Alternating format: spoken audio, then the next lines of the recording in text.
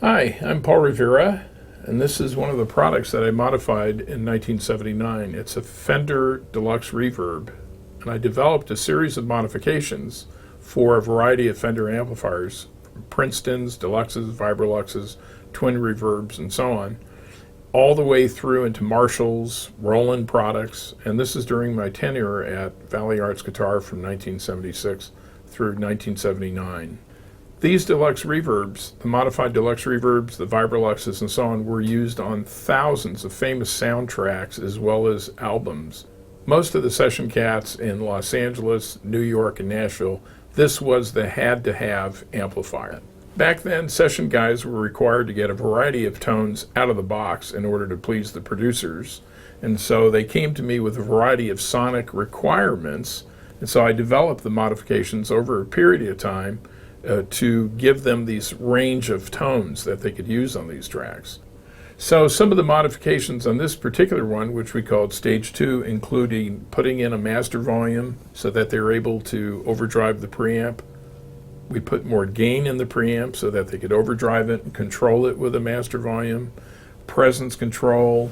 We had a level boost on it, and we also had a bright switch to add some more high end.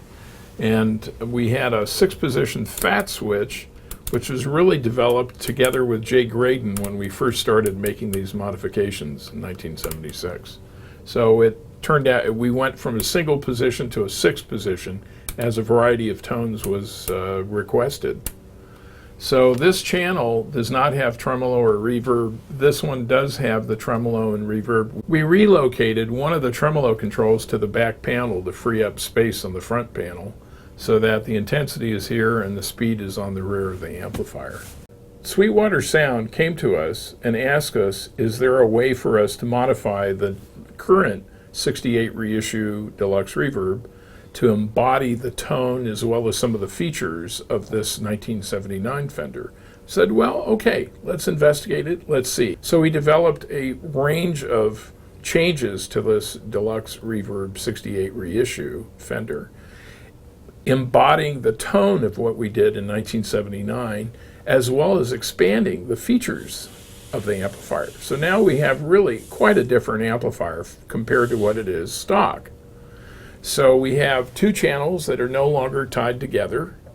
We have a beautiful rhythm channel with lots of headroom and an expanded tone control arrangement that has a pull bright as well as a pull notch.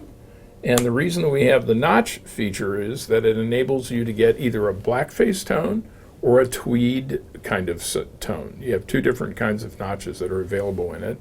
It also has much more spank and presence because it had a very muddy tone previously, and now it sounds like a pretty rhythm channel. That's a major improvement.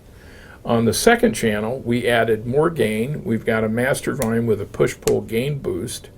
We also have our legendary 6-position fat switch, which enables you to fill in the mid-range, and as Jay Graydon says, it's all about the mid-range, man. And it adds body to the top end of the strings, which was what Fenders normally were weak with. So we added a bright switch to it. We have this notch switch also, and we have a presence control. And we've relocated the tremolo controls to the back panel, and we've installed a hum adjust to balance the filaments, which this amplifier doesn't come with. What happens in an AC filament is, in the old days, they had a center tap on the filament supply, and when they did that, not all preamp tubes have the same filament structure. They can vary from manufacturer to manufacturer.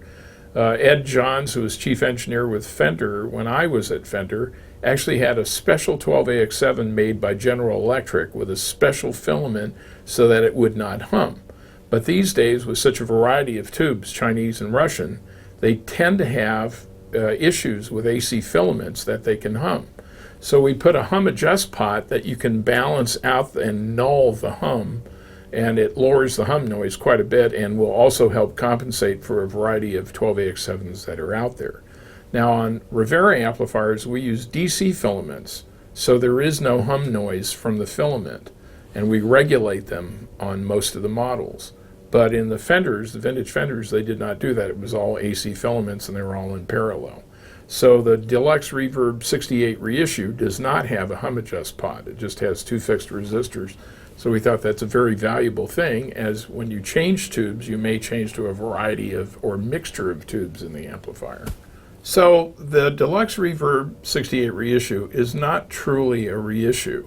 It's not a hand-wired amp that has a component board like the original Fenders does.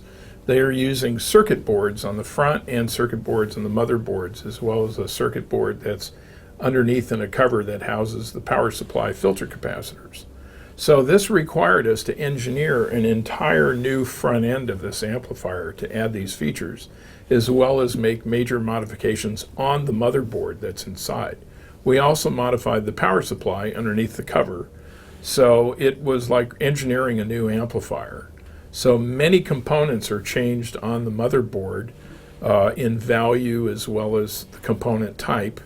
And this particular board that all these controls are mounted on has a completely new range of components. So we changed the taper of the pot from an almost linear taper to a very slow audio logarithmic taper. So we did that on the volume pots as well as on the master volume. So the bass control has a special taper as well, so that instead of the maximum bass coming up at 3 or 4, it actually comes up to 7, 8, 9, and so on. So we used a special taper on the bass potentiometers. So besides new components, new circuitry, we also took great care in choosing the taper of the pots so that it feels very musician friendly. And of course the amplifier sounds has much greater musicality to it. Now the actual tone of the distortion, part of the problem with these 68 reissues is that they have very flubby bottom end. They actually have an excessive amount of bottom end on it. They didn't bother tapering the values of the capacitors. So as such, there's unnecessary fluff when you hit a big chord, because you're getting all those below 50 hertz, 30 hertz, 20 hertz that are actually muddying all the notes up. And of course, there's no true musical information down in that area, and you're also sucking up the headroom of the amplifier. So by modifying and tapering the frequency response between the stages on this thing very carefully, you're able to actually expand the dynamic range, the usable dynamic range of the amplifier, because it's not being used up with all that subsonic information that is normally in the Fender circuitry. So now you have a defined, very sweet, great distortion, easy to sustain, and it's got that fat mid-range that just makes guitars you want to play. So for example, in a Stratocaster, which has very little mid-range typically, you might want a fatter amount of tone on the top end. But if you're playing a Gibson or a humbucker equipped in the neck position, you're going to actually want it skinny.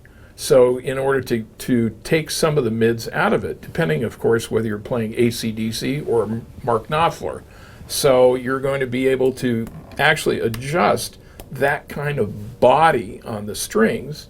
So if you wanted it skinny, you might go all the way to one end, turn on the bright switch, and pull the notch, which makes it a very typical blackface tone, and then add a little hair onto it by turning up the volume, and then maybe turn down the master, and if you need a little more hair, pull out the boost. So you're able to adjust that kind of tone range. For example, if you're on the lead pickup on an SG, which has got bright plus a lot of mids, you may not need any of the mids that are on this because you want more of a chimey kind of distortion kind of sound. And then you can choose, do I want it in the output stage by keeping the master turned up? Do I want it in the preamp by turning up the preamp and pulling the boost and turning down the master? It will be a totally different effect. Unlike the original, the reissue ties the two channels together, and it's not able to actually be separated from tremolo and reverb and so on. So we untied the two channels. They're now operating independent, and you can use an AV box to choose between this spanky rhythm channel and a great lead channel, and basically come up with a channel switching deluxe reverb, having the channels independent. You can have tremolo on this channel, have it not on that channel, without having to hit several switches. Same thing with the reverb. the Sweetwater guys asked us if we could recreate an amplifier that got the sounds of those famous tracks that my modified Fender amps were used on. So, for example, Kerry Livgren from Kansas had my modified Deluxe Reverbs.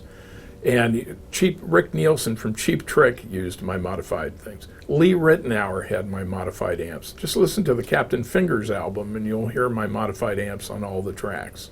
Chet Atkins, Paul Yandell, Reggie Young, Steve Gibson, all these guys, all the cats from Nashville. And going into New York, session cats such as Tommy Tedesco, who is from the Wrecking Crew, had my modified Princeton that he used on thousands and thousands of tracks, including tracks that he cut for the Beach Boys. So famous albums such as Beat It by Michael Jackson, Paul Jackson Jr.'s would use this amplifier on that famous riff that he did. So the Sweetwater folks wanted us, can we recreate an amplifier using the 68 Deluxe Reissue as a basis for an amplifier that could get those sounds that were made famous by all these great session players. People like Tim May. Tim May is one of the most recorded session guys in Los Angeles. Same with George Deering, another one of our users of my modified amplifiers. So we developed this 68 reissue mod, very extensive, to create an amp that could deliver all that and more. It's really been a great challenge to us and also a great pleasure to us to develop this for Sweetwater as a special project. And I've really enjoyed doing this and being able to build an amplifier that really recreates those vintage tones that you can buy new today.